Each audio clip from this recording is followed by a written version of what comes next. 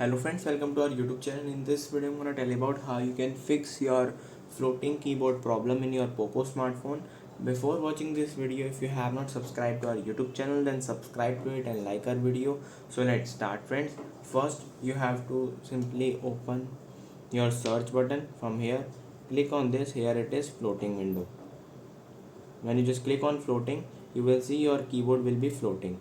But if it is crashes sometime or not doing searches for you, then how you can fix them?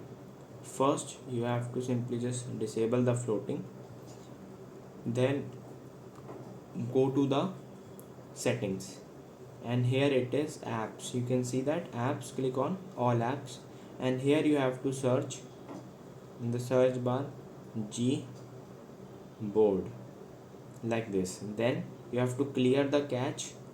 From here clear the cache and clear the data.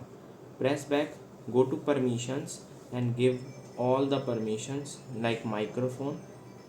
Press back, give photos and videos, allow, and your problem will be solved successfully.